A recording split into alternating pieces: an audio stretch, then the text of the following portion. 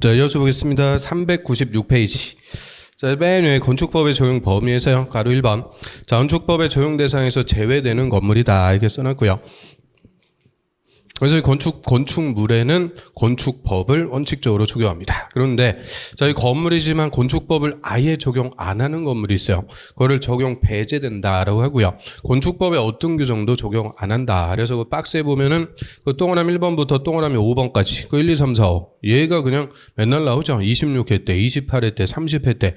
자, 2년마다 단골 메뉴로 출제가 되고 있고요. 그래서 올해가 딱 30이에요. 올해 딱 물어볼 차례니까 신경 써하고 좀 봐야죠. 자, 건축물인데 건축법 아예 적용 안 하는 건물. 자, 박스 1번. 그 문화재 보호법에 따른 지정이나 임시지정 문화재. 자, 문화재는 일체 건축법을 적용하지 않습니다. 왜 적용 안 해요? 문화재니까. 자, 우리 문화재는 몇백 년 된 건물이죠. 그럼 문화재 그런 데 들어가고 밥해 먹고 빨래하고 자고 그래요?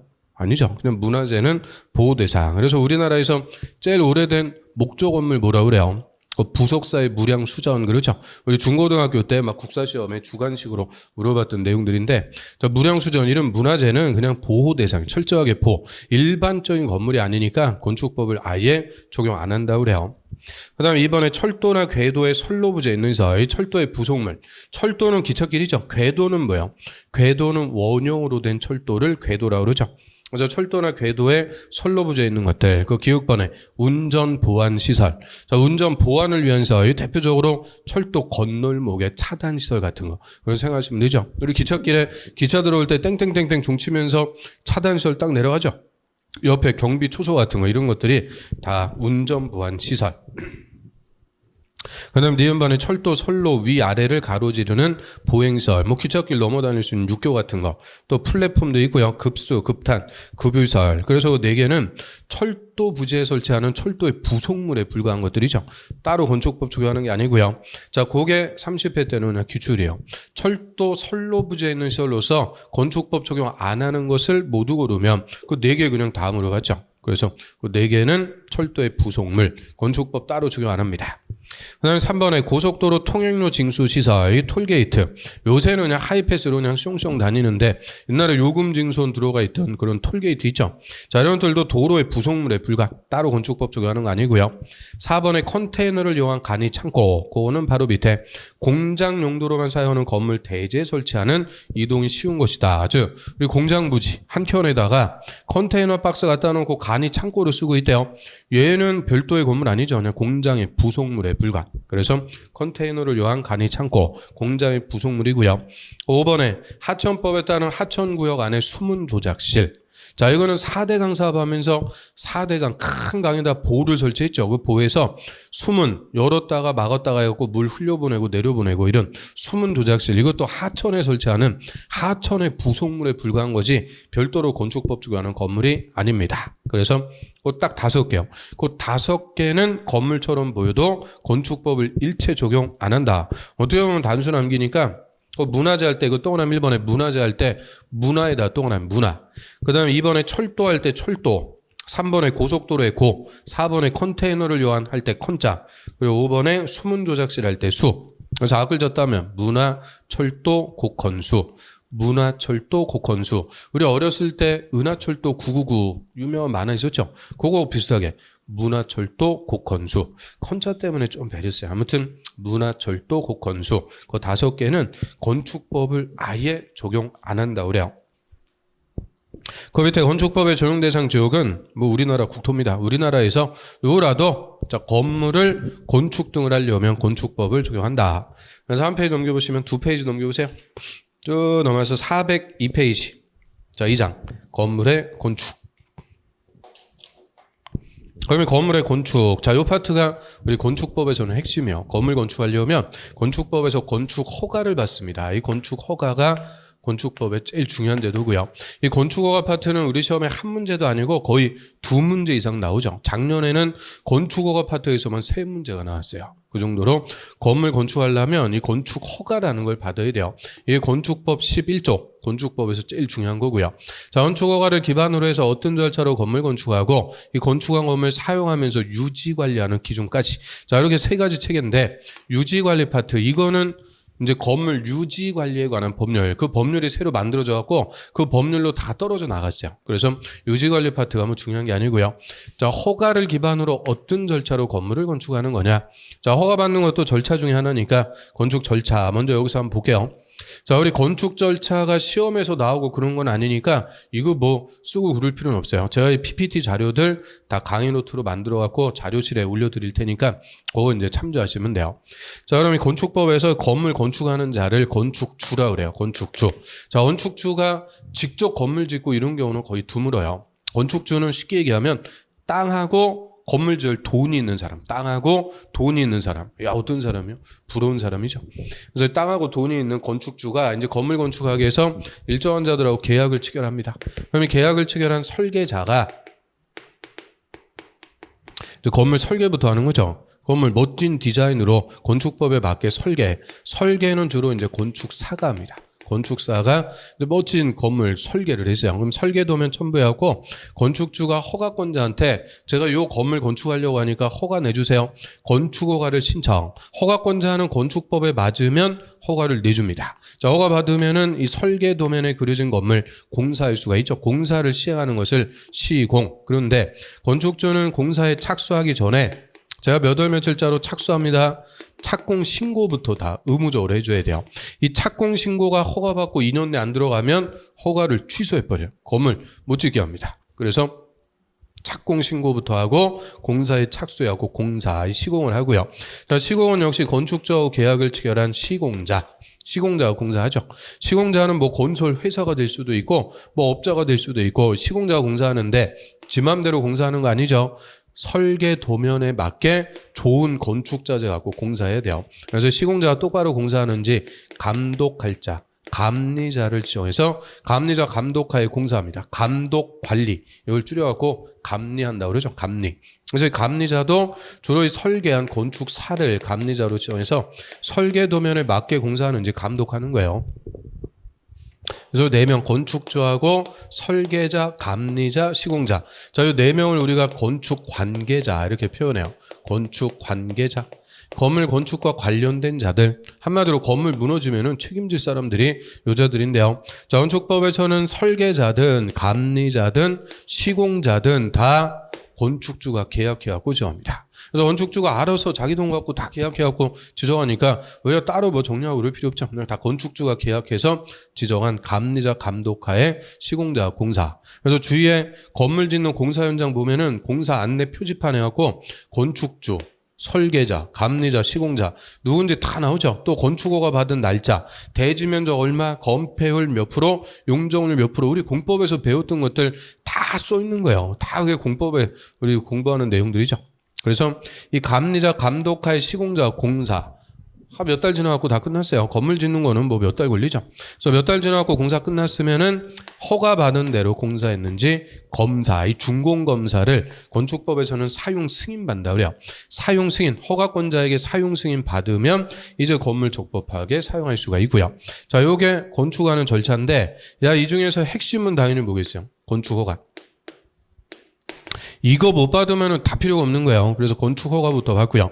허가 받아갖고 공사 끝나면 사용 승인 받고 사용합니다. 허가 받아갖고 공사 승인 받아갖고 사용한다. 이게 건축 절차의 핵심이고요. 그러면 건물 건축하려면 사전에 건축 허가부터 받는 거예요. 사전 허가. 사후 허가라는 거는 절대 없어요. 사전에 허가부터 받는 거죠. 그러면 자, 내가 땅이 있고요. 내 땅에다가 내 돈 갖고 건물 지으려고 그래요. 이 건물 건축하는 것은 당연히 재산권의 행사입니다. 토지 소유권이라는 재산권을 행사. 그럼 재산권 행사는 본질적으로 자유예요, 금지예요? 자유죠. 내 땅을 어떻게 이용하든 내 돈을 어떻게 쓰든 내 돈, 내 산 그러잖아요. 그래서 재산권 행사는 본질적으로 자유인데 이런 재산권 행사의 자유인 건물의 건축을 건축법에서 다 금지해요. 건축 금지. 우리나라에서 누구라도 함부로 건물 건축할 수 없다. 다 건축을 못하게 금지. 그래서 우리 공법이라는 게 부동산에 대한 재산권 행사를 다 규제하는 법이라고 그랬죠. 그럼 왜 규제한다고 그랬어요? 규제하는 목적은 공익. 공공복리, 공익을 위해서 규제한다고 그랬죠. 그러면 건축법에서 함부로 건물 건축하지 마라 금지하는 목적은 공익인데 여기서 공익은 한마디로 건물의 안전입니다. 건물의 안전, 기능, 환경 이런 것들 위해서 함부로 건물 건축하지 마라. 그중에서도 제일 중요한 게 안전. 자, 이 건물 지 맘대로 져갖고 부실 시공해서 무너졌다. 자기가 죽는 거 아니죠. 이 건물을 이용하는 자 또는 세입자 다른 사람이 죽는 거예요. 그래서 함부로 건물 져갖고 무너지면 타인의 생명, 신체 이런 위해를 초래할 수가 있기 때문에 함부로 건물 못 짓게 하는 거예요. 그리고 건축법에서 안전 기준, 이 건물 안전하게 건축하기 위한 기준들 이런 거 딱 정해주고요. 이 기준에 맞게 설계자가 이제 건물 설계해서 허가를 신청. 그럼 허가권자 보니까 이런 건축 기준, 안전 기준 등에 적합해요. 그러면 이제 허가를 내주는 거죠. 건축해도 좋습니다. 허가를 받으면 건축 금지가 해제 풀린다 그래요. 금지가 풀려갖고 이제 적법하게 건물을 건축할 수 있게 됩니다. 그래서 허가를 받기 전까지는 건물 못 짓는 거예요. 허가를 받아야 금지가 해제가 돼서 적법하게 건물을 건축할 수가 있고요. 그럼 무허가, 허가도 안 받고 무허가로 건물 건축했다. 이게 건축법 위반이죠. 건축법 위반. 그래서 도시지역에서 무허가로 건물 건축하면 3년 이하의 징역 또는 5억 원 이하의 벌금, 3년 5억 아주 세게 처벌합니다. 그래서 허가부터 받고 적법하게 건물을 건축하도록 하고요. 그래서 403페이지 그 옆에 이제 중간에 건축허가 의의가 지금 제가 말씀드린 거죠. 허가 받기 전까지는 건물 건축할 수 없다. 허가를 받아야 적법하게 건물을 건축할 수가 있고요. 그럼 누구한테 와서 건축허가 받는 거냐? 그 이번에 허가권자 거기다 불평. 허가권자 원칙 건물을 건축 동그라미 대수선 동그라미 하려는 자는 특별자치시장하고 특별자치도지사는 가로 묶어갖고 이하에서는 생략. 그리고 시장, 군수, 구청장의 허가 매출. 시군, 구청장에게 허가 받아야 된다. 그게 원칙이요. 그 원칙적으로 건축허가는 시군, 구청장한테 받으래요. 뭐 하려면 맨 앞에 건물을 건축하거나 건축이 뭐였어요? 신축, 중축, 개축, 재축, 이전. 건축하거나 대선하려는 자. 대선은 또 뭐였어요? 대선은 구조를 증설해체하거나 수선 변경. 그래서 건축하거나 대선하려면 허가부터 받고 해라. 허가 대상이 가고 두 개죠. 건축과 대선. 그래서 맨날 물어보는 거예요. 가장 기본적인 개념. 근데 밑에 예외 21층 이상의 건물 등 일정한 건물을 특별시나 광역시에서 건축하려면 특별시장이나 광역시장한테 허가. 거기다 붙여. 그 특별시장, 광역시장한테 직접 허가를 받으세요. 그래서 한 페이지 넘겨보시면은 박스에 동그라미 1번 층수가 21층 이상, 21층 동그라미 21층 이상 또는 동그라미 2번 연면적 합계가 10만 제곱미터 동그라미 10만 제곱미터 이상인 건물입니다. 그게 엔드가 아니고 또는요. 21층 이상 또는 연면적 10만 이상. 자, 이런 건물을 대형 건물이라고 그래요. 큰 거, 대형 건물. 파급 효과가 특별시, 광역시 전체에 미치는 대형 건물일 때는 특별시장, 광역시장한테 직접 허가 받으래요. 우리 서울특별시에 제일 큰 거 뭐 있어요? 저 123층 제1롯데월드. 그런 큰 건물 건축했다. 파급 효과가 송파, 잠실 그쪽에만 미치는 거예요? 아니죠. 그 건물 때문에 버스 노선부터 다시 획정해야 되고 그다음 주차장이라든지 도로라든지 이런 것들 더 확장을 해줘야죠. 기반시설이라든지 이런 효과가 특별시 전체에 미친다는 거예요. 그래서 이런 21층 이상이나 연면적 10만 이상 대형 건물은 파급 효과가 특별시, 광역시 전체에 미치니까 특별시장, 광역시장한테 가서 직접 허가를 받도록 하고요. 자, 그런데 세 번째 줄 다만 그 앞에서 다 끊으세요. 다만 다음에다 하는 건물의 건축은 제외한다. 그 말은 특별시장, 광역시장한테 허가 안 받는다. 그 얘기죠. 그래서 기역번에 공장 동그라미, 니은번에 창고 동그라미 두 개 묶어갖고 별표.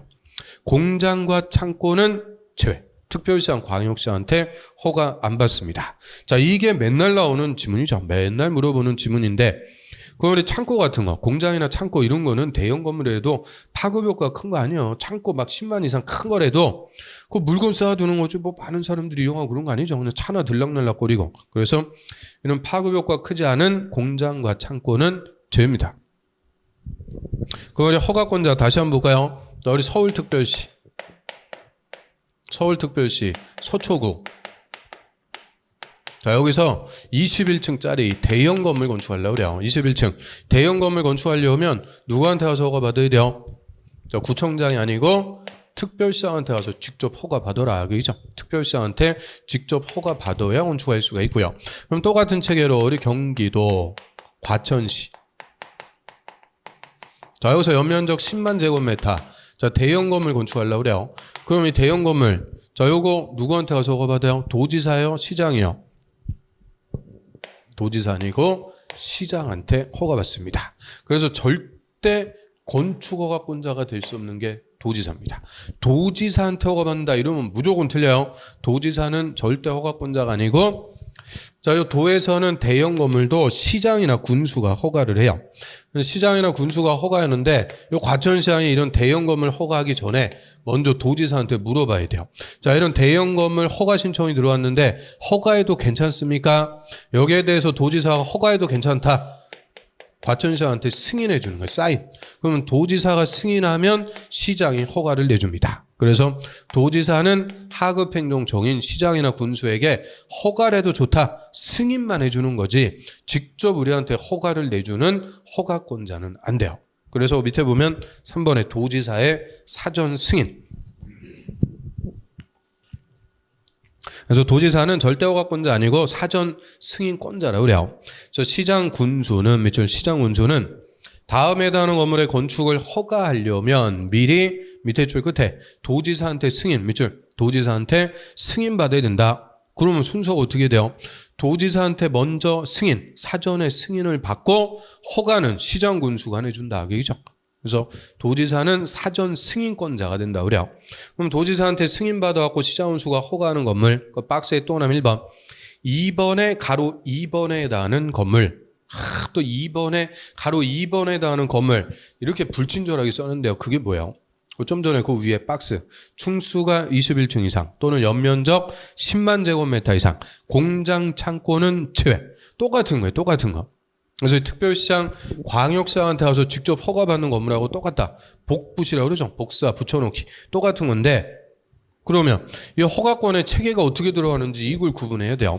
우리 특별시하고 광역시에서는 21층 이상 또는 연면적 10만 이상 이 대형 건물 건축하려면 누구한테 가서 직접 허가받아라. 특별시장이나 광역시장. 근데 도에서는요. 도에서는 대형 건물을 시장 군수한테 허가받는데 시장 군수가 허가하기 전에 도지사한테 뭐를 받는다? 승인. 도지사의 승인 받아갖고 시장 군수가 허가 내준다. 그 얘기죠.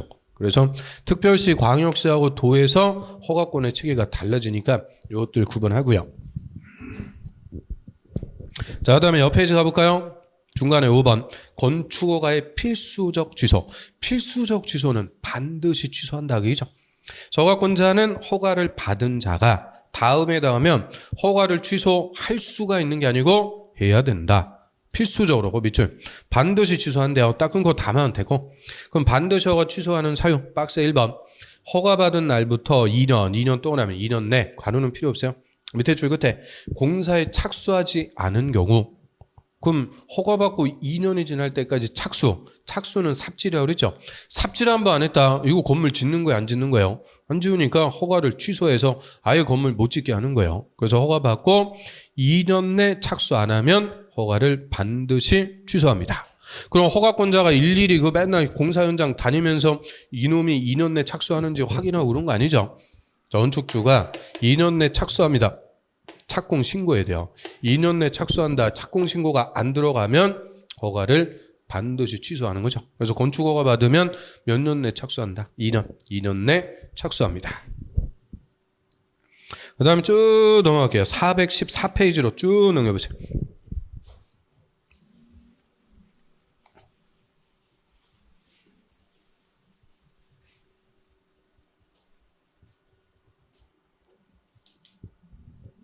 자, 414페이지에 이제 3번에 건축 신고.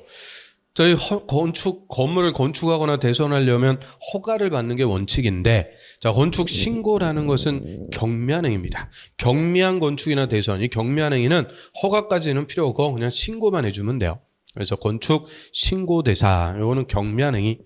자, 1번에 허가 대상이라 하더라도 다음에 해당할 때는 미리 쭉 옆으로 와서 시군구청장에게 밑줄 바로 밑에 신고하면은 허가받은 것으로 본다. 그럼 신고하면 된다. 그죠? 신고는 경미한 거니까 특별시장, 광역시장한테 신고한다. 일체 없어요. 무조건 신고는 원칙적인 허가권자, 시군, 구청장에게 신고하고요. 그 신고하는 대상이 박스에 보세요. 1번부터 5번까지죠. 동그라미 5번. 그 밖에 동그라미 5번에서 또 기역부터 미음까지. 이게 합쳐갖고 10개예요. 10개. 그러니까 시험에서 그냥 맨날 나오죠. 건축 신고. 매년 나오는 지문입니다. 그래서 건축 신고 29회 때는 단독 기출인데요. 자, 그 중에서도 그 동그라미 1, 2, 3, 4, 그 4개까지가 건축법에서 규정하는 신고 대상. 핵심인 거예요. 핵심. 5번은 대통령령에서 정하는 지역적인 거니까 1, 2, 3, 4, 그 4개가 핵심. 정답도 대부분 거기서 다 나오고 있죠. 그럼 동그라미 1번 한번 볼까요? 얘가 하여튼 우리 건축법에서 제일 많이 나온 지문 중에 하나예요. 제일 많이 물어본 지문 중에 하나인데, 자, 바닥 면적 합계가 85제곱미터 이내. 이내는 이하. 이하의 중축, 개축, 재축입니다. 중축은 더 짓는 거고요. 개축이나 재축은 해체나 멸실되었고 종종 규모로 다시 짓는 거죠. 그래서 중축, 개축, 재축이니까 요거는 새로 짓는 거. 신축은 해당 사항이 없어요. 이건 새로 짓는 게 아니고 기존의 건물을 더 짓거나 다시 짓는데 그 면적이 85제곱미터 이하라면 신고만 해주면 된다. 그러면 우리 집 옥상에다 옥탑을 더 지려고 그래요. 옥탑을 중축한다 그러죠. 중축하려는 옥탑의 면적이 30제곱미터. 그럼 30제곱미터 옥탑 중축하려면 허가 받아야 된다. 신고만 해주면 된다. 신고만 해주면 되죠. 왜요? 85 이하의 중축이니까 신고만 해주면 된다. 그래서 중축, 개축, 재축하는 면적이 85제곱미터 이하면 요거는 신고만 해주면 됩니다. 그 다음에 동그라미 2번. 자, 국토법의 용도지역 나오네요. 관리, 농림, 자연환경, 보전지역. 자, 여기다 동그라미 1. 그럼 관리, 농림, 자연환경, 보전. 얘들 우리 묶어가지고 무슨 지역이라고 그래요? 비도시지역. 도시지역이 아닌 것. 비도시지역이라고 그러죠. 도시, 비도시. 비도시 하면 관리, 농림, 자연환경, 보전. 근데 비도시래도 지구단위 계획구역은 제외요. 이 지구단위 계획구역은 지구단위 계획 수립해갖고 개발하는 곳이에요. 그래서 이건 일반적인 비도시가 아니니까 이거 빼고 그냥 보전하는 것. 비도시에서 연면적이 200 미만이고 충수도 3층 미만. 자, 이런 건물을 소규모 건물이라고 그래요. 소규모 건물을 건축할 때도 신고만 해주면 됩니다. 그런데 이 세 가지 요건이 다 있는데요. 비도시에서 200 미만이고 3층 미만 소규모 건물을 건축할 때. 그럼 우리 구분해갖고요. 자, 그럼 도시지역에서 연면적 150, 충수 2층. 연면적 150제곱미터 충수 2층인 소규모 건물 건축하려고 그래요. 허가 받아야 돼요. 신고만 해주면 돼요. 허가 받아야죠. 자, 도시지역에서는 이런 소규모 건물이라도 원칙대로 허가를 받아야 돼요. 그럼 비도시지역, 저 관리지역에서 연면적 200, 충수 2층. 자, 이 건물 건축하려고 그래요. 허가 받아야 돼요. 신고만 해주면 돼요. 허가 받아야죠. 200 미만은 200이 포함이 안 되는 거예요. 그래서 200제곱미터부터는 다시 원칙대로 허가를 받아야 돼요. 그러면 농림지역에서 연면적 150, 충수 3층. 자, 이 건물 건축하려면 허가 받아야 돼요. 신고하면 돼요. 허가 받아야죠. 3층. 3층 미만. 그 말은 3층 포함 안 된다. 그죠? 3층부터는 다시 허가. 아주 3번을 물어봤는데 3번을 다 틀려요. 그래서 반대로 해석하면 어떻게 돼요? 도시지역이거나 연면적이 200 이상이거나 충수가 3층 이상이면 원칙대로 허가를 받는 거죠. 그래서 이 세 가지 요건. 비도시에서 200 미만이고 3층 미만 소규모 건물을 건축하려면 신고만 해주면 된다. 그 다음에 두 번째가 잡혀야 세 번째가 나오죠. 동그라미 3번에 200 미만이고 3층 미만 이런 소규모 건물을 대수선하는 것도 신고만 해주면 돼요. 그래서 대수선하는데 200 미만이고 3층 미만인 건물의 대수선. 자, 얘가 29회 때, 28회 때 다 정답. 그래서 200 미만이고 3층 미만 소규모 건물을 대수선하는 것도 신고만 해주면 돼요. 또 4번은 주요구조부의 해체가 없는 그거 넣어있죠. 주요구조부의 해체가 없이 수선만 하는 대선. 요것도 신고하면 돼요. 그럼 주요구조부를 해체해버리면 이거는 경미한 거 아니다. 그죠? 해체가 없이 수서만 합니다. 그 내력벽은 얼마 이상 수선해야 대손이 돼요? 30제곱미터 이상. 기둥하고 부하고 지붕틀은 각각 3개 이상. 수선만 하는 대선. 수선만 하는 거. 그것도 신고하면 되죠. 그래서 5번 이하부터 넣으면 되고. 그래서 자, 건축 신고 대상 1, 2, 3, 4 4개 봤는데 그 중에서도 1번하고 2번 2개가 핵심인 거죠. 이 2개가 잡히면 나머지는 그냥 따라오는 거예요. 1번 바닥 면적 85 이하의 중축, 개축, 재축. 2번은 관리 농림 자연환경 보전 비도시에서 200 미만이고 3층 미만인 건물을 건축할 때. 3번은 200 미만이고 3층 미만인 건물을 대손할 때. 4번은 해체가 없이 수선만 하는 대손일 때. 3번, 4번은 금방 따라오니까 1번, 2번이 건축 신고 대상은 핵심. 그 다음에 옆 페이지 가볼까요? 옆 페이지에 가로 2번. 자, 건축 신고한 자가 신고한 날부터 1년 동안 1년 내 공사에 착수 안 하면 그 신고의 효력이 없어진다. 실효가 됩니다. 다 끊으세요. 그래서 건축허가 받으면은 몇 년 내 착수해요? 2년. 2년 내 착수 안 하면 허가를 반드시 취소. 근데 건축 신고는요. 얘는 경미한 거니까 2년이 아니고 1년 내 착수 안 하면 신고가 실효가 돼갖고 건물 다 못 짓게요. 착수 기간이 지금 2개가 다르죠. 허가는 2년, 신고는 1년. 착수해야 된다. 그래서 착수해서 공사합니다. 공사. 그 다음 한 페이지 넘겨볼까요? 자, 건물의 5번 용도 변경 나오죠. 용도 변경. 자, 건물의 용도를 다른 용도로 바꾸는 거. 그것도 건축법에서 딱 적용하는 대상 행위가 된다라고 하고요.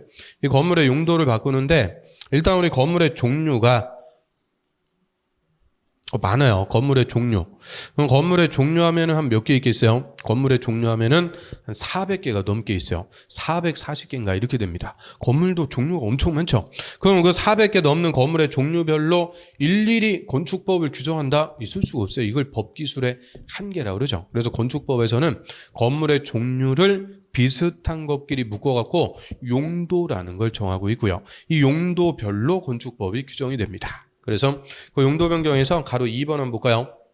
자, 건물의 용도란 건물의 종류를 유사한 구조, 목적, 형태별로 묶어서 분류한 것이다. 그러니까 건물 비슷한 것끼리 묶어놓은 것을 용도다라고 하고요. 이 용도를 알아야 우리가 건축법이라는 걸 이해해서 공부할 수가 있죠.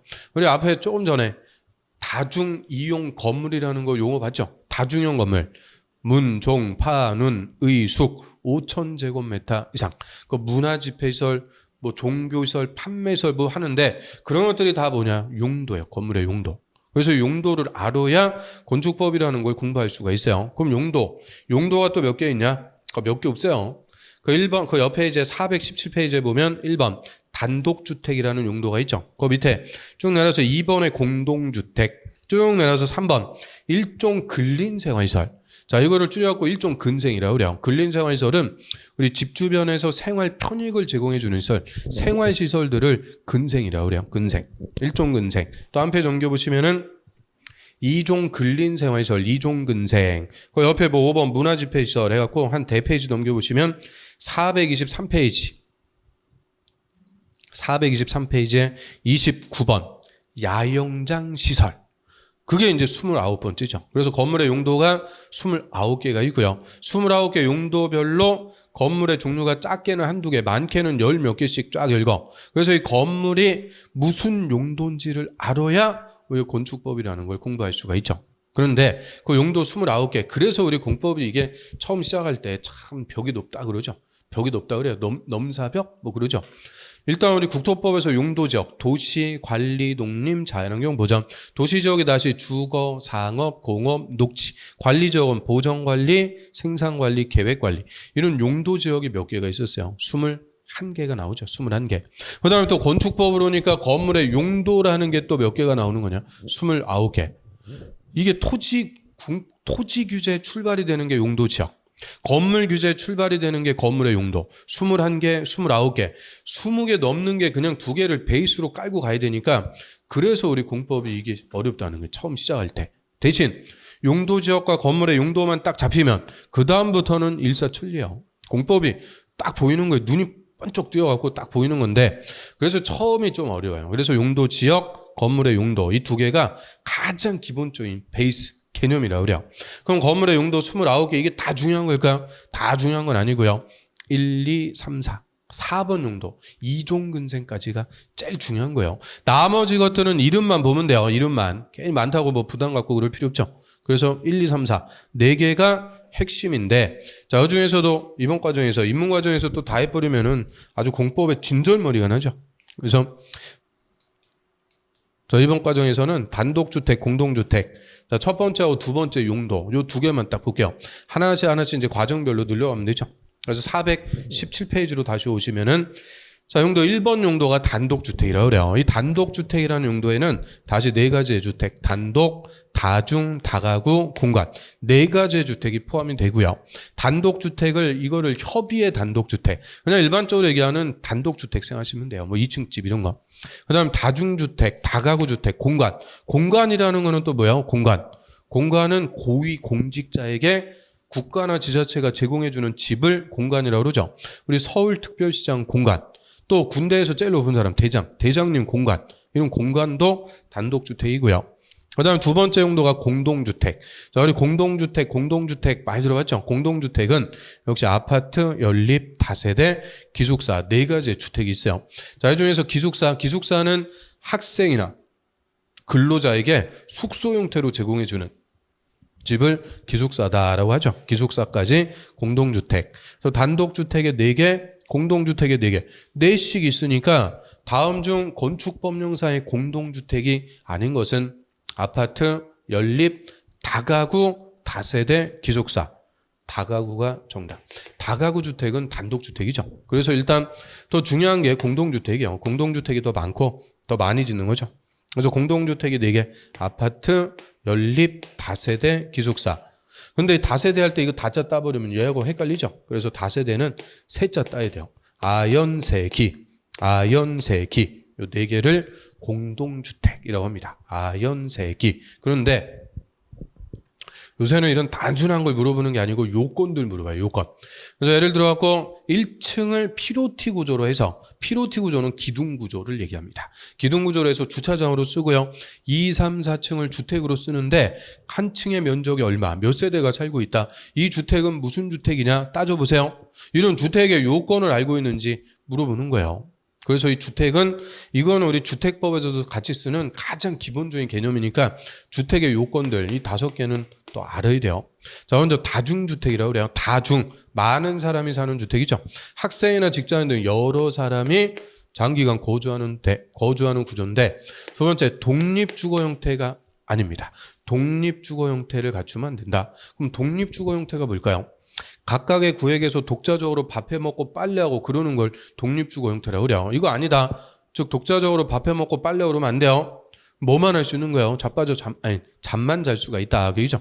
잠만 잘 수 있는데 씻는 거, 욕실은 돼요. 근데 절대 취사는 안 돼. 취사. 밥해 먹고 그러면 안 된다는 거예요.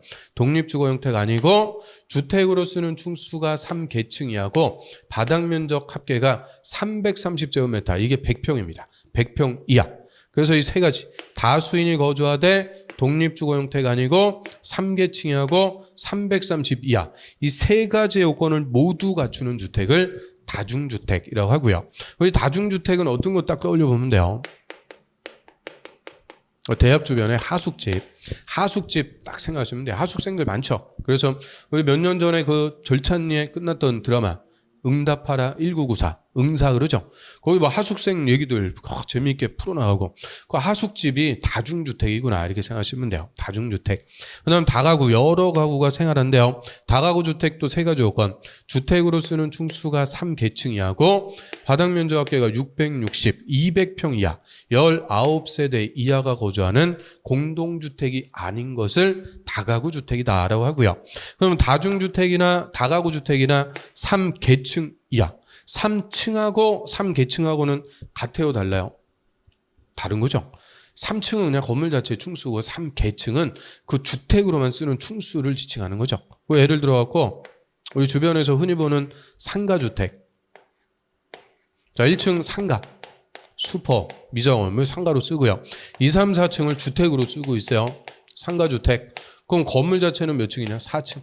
4층짜리 건물인데 주택으로 쓰는 층수는 3계층이라고 하는 거죠. 3계층. 그래서 다중주택이나 다가구주택이나 3층짜리다 이러면 안 되는 거예요. 몇 층짜리인지 몰라요. 주택으로 쓰는 게 3계층. 그리고 이 주택으로 쓰는 층의 면적을 다 합쳐보니까 660, 200평 이하요. 그 19세대 이하가 거주하는 주택. 그래서 원룸식으로 해갖고 원룸형 주택 이런 것들이 뭐 다가구 주택인데요. 자, 이 다가구 주택의 요건 3계층 660 19세대. 이거 딱 가로 비워갖고 가로에 들어갈 숫자를 바르게 연결한 것은 물어보기 딱 좋아요. 그래서 다가구 주택은 요건 좀 신경 써고 봐야죠. 3계층이하고 662하고 19세대 이하입니다. 그 다음에 공동주택으로 와볼까요? 아파트. 우리 아파트 하는데 뭐를 아파트라고 그래요? 아파트. 높은 거? 그래서 아파트는 주택으로 쓰는 층수가 5계층 이상인 주택을 아파트라고 그래요. 5계층 이상. 면적 안 따집니다. 면적이 얼마냐 따질 필요 없어요. 그냥 5계층 이상이면 아파트라고 그래요. 그러면 아파트가 되려면 적어도 건물이 몇 층 이상? 5층 이상은 돼야죠. 4층짜리는 전부 주택을 써봤자 4계층밖에 안 나오죠. 그래서 아파트가 되려면 적어도 건물이 5층 이상.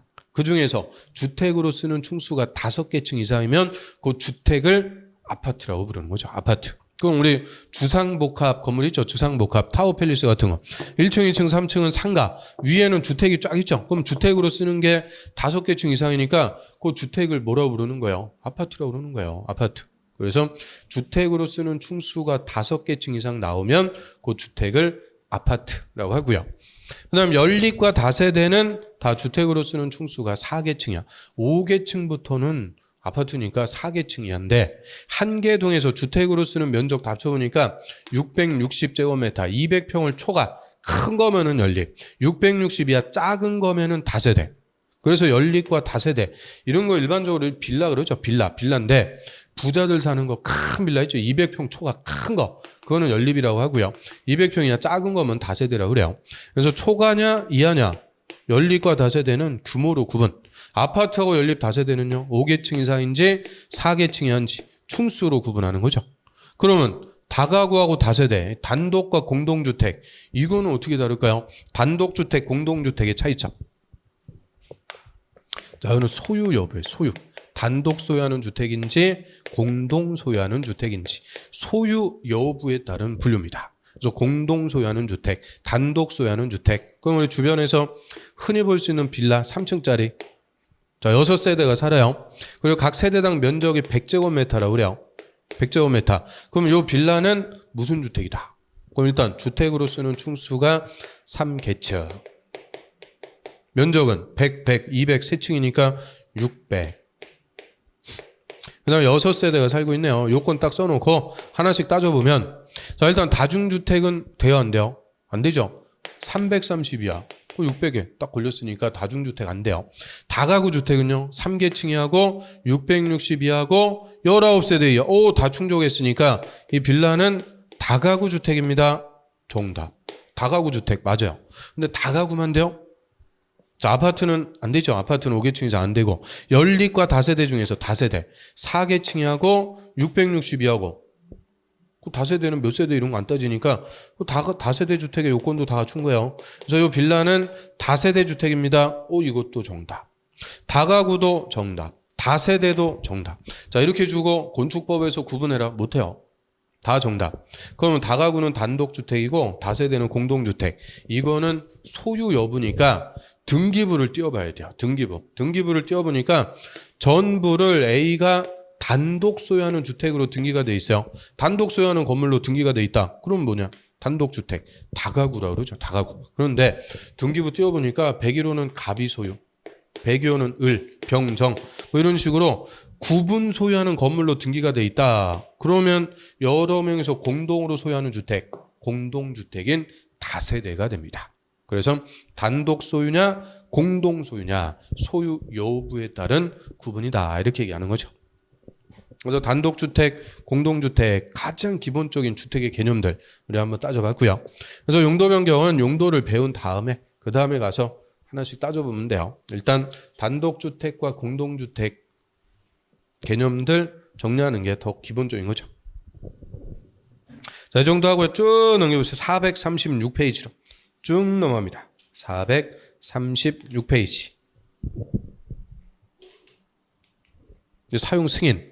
그래서 허가받고 공사 끝나면 사용 승인, 준공검사의 사용 승인 받고 사용할 수 있다 했으니까 이 사용 승인의 개념이 준공검사라고 그래요. 그래서 하루 1번은 볼까요? 건축주가 허가를 받거나 허가의 동그라미, 신고 동그라미, 건물의 공사를 완료, 밑에 줄 한 후 건물 사용하려면 감리자가 작성한 감리 완료 보고서, 그리고 밑에 공사 완료 도서 첨부해서 허가권자에게 사용 승인을 신청해야 된다. 즉 허가받거나 신고한 대로 공사했는지 허가권자한테 가서 사용 승인을 신청하는 거예요. 그럼 밑에 하루 2번. 허가권자는 사용 승인 신청을 받으면 국토부령이 정하는 기간. 그 국토부령이 정하는 기간이 7일이요. 7일. 딱 쓰세요. 그냥 7일 내 다음 사항에 대한 검사를 실시. 이 검사를 현장 검사한다 그래요. 현장 검사. 실제 현장 나가서 설계 도면대로 건물 지어놨는지 검사해서 합격한 건물에 대해서는 사용 승인서를 내줘야 된다. 그래서 7일 내 검사해서 합격했으면 사용 승인서 교부. 그럼 옆 페이지 맨 위에. 바로 3번 원칙. 건축주는 사용 승인 받은 후가 아니면 건물 사용할 수 없다. 그럼 사용 승인을 받은 후가 아니면 사용할 수가 없다. 반대 해석하면 사용 승인 받은 후에 사용할 수 있다. 그거죠. 그래서 공사가 다 끝나면 허가권자한테 사용 승인 받고 건물을 사용할 수가 있게 돼요. 자, 여기까지 이제 허가받고 공사, 승인 받고 사용. 자, 건축허가를 기반으로 해서 건물 건축하는 절차. 여기까지가 우리 건축법의 총론이라고 그래요. 건축법의 총론. 그리고 저 442페이지 가볼까요? 쭉 넘기셔갖고 442페이지. 자, 3장 건물의 대지와 도로. 자, 대지와 도로. 자, 요 파트부터는 건축법의 강론이라고 합니다. 강론. 건축 기준이요. 허가권자가 지 맘대로 하는 거 아니죠. 건축 기준에 적합해야 허가를 내주는 거예요. 그래서 이제 3장부터는 건축 기준, 건축법 강론이고요. 3장은 제목대로 대지와 도로. 요 대지, 건물 짓는 땅, 대지에 대한 각종의 건축 기준입니다. 대지에 건물 건축하기 위해서 안전 기준, 뭐 조경 기준 이런 것들 쭉 나오는데요. 그런 것들이 아마 나중에 가서 보면 되고요. 자, 우리 도로 445페이지 가보세요. 도로의 개념. 그거 좀 전에 우리 봤죠? 용어할 때. 자, 건축법상의 도로란 사람의 보행과 자동차의 통행이 가능. 너비는 4m 이상. 현재 개설되어 있는 도로뿐만 아니라 예정도로로서 법에서 고시했거나 허가권자가 공고한 것을 건축법상의 도로다라고 했고요. 그 도로의 의의는 앞에서 요구할 때 한번 봤고요. 자, 한 페이지 넘겨보세요. 446페이지 맨 위에 2번 대지와 도로의 관계. 자, 거기다 별표. 자, 그거를 접도 의무라고 합니다. 접도 의무. 아주 중요한 대지의 건축 기준이죠. 자, 원칙 한번 볼까요? 건물의 대지는 2m 동그라미 2m 이상이 도로. 근데 하루에 자동차만의 통행에 사용하는 도로는 제외. 차만 다니는 거는 안 된대요. 보행을 할 수 있는 도로, 사람이 보행을 할 수 있는 도로에 2m 이상을 접해야 된다. 접해야 된다는 게 붙어 있어야 된다. 그래서 그거를 접도 의무라고 그래요. 건물 짓는 땅, 대지는 도로하고 붙어 있어야 된다. 그래서 이 그림처럼 건물 짓는 땅 대지는 도로에 적어도 몇 메타 이상을 접해라고요? 2m 이상 접도 의무를 부과합니다. 그럼 왜 대지는 도로에 2m 이상을 붙어 있어야 돼요?